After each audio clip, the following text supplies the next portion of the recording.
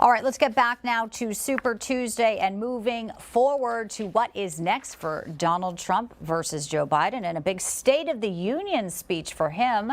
Let's bring in Karoline Leavitt, Trump 2024 National Press Secretary, and also Hogan Gidley, former National Press Secretary for the Trump campaign, also former Principal Deputy Press Secretary at the White House. Welcome in, guys. Great to have you.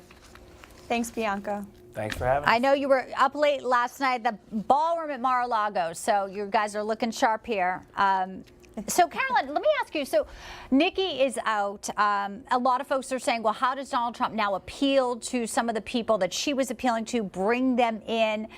Some say he can't. What's your response to those who say that he won't be able to appeal to those who were for Nikki and never for him?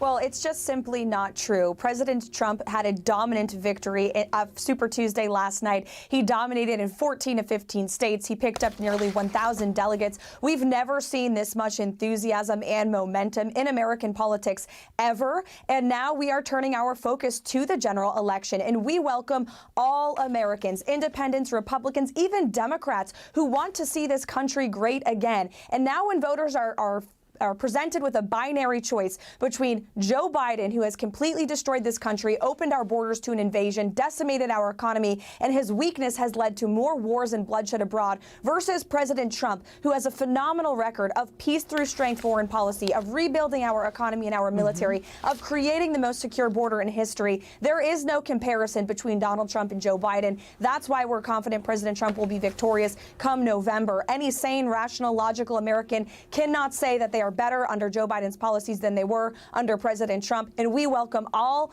Americans to this great movement. Sane and rational, yes. We did hear about a big meeting that happened with Elon Musk on Sunday at Mar-a-Lago, and Elon and Trump reportedly meeting of the minds here. Hogan, Musk tweeted this: the three things America needs: secure borders, safe cities, sensible spending. All things that Joe Biden may try to sell this Thursday, as you know. He adds, moreover, the border protection bill would have allowed Mayorkas to place new illegals on a fast track to United States citizenship. This fact is almost never mentioned. What do you make of their meeting? Elon Musk, obviously a pretty powerful figure, and people do follow what he says as well, even if they're not plugged into political stuff.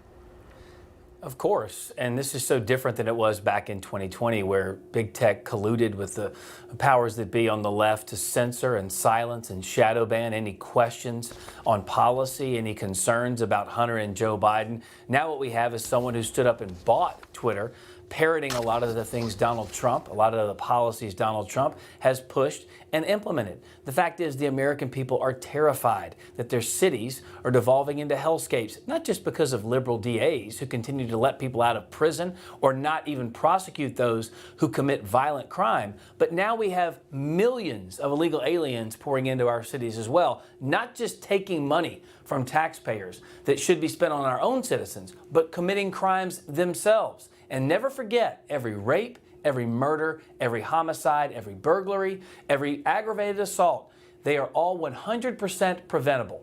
The fact is, Joe Biden doesn't care about any of that. He's focused on votes in the future. And if he can get millions of people into this country and on the government dime, he thinks he's going to be able to have them as voters in perpetuity. The problem is the polls don't show that. Hispanics now are with Trump. He's winning them outright. A real problem for the left. And it's because, as Karoline said, it's Donald Trump's policies that improve the lives of all Americans, regardless of race, religion, color, or creed. We know he's going to Georgia. We know the name Laken Riley. Trump will say it. We'll see if Biden does. He's also there on Saturday. It's great to have you both in. Karoline Leavitt, Hogan Gidley, a pleasure.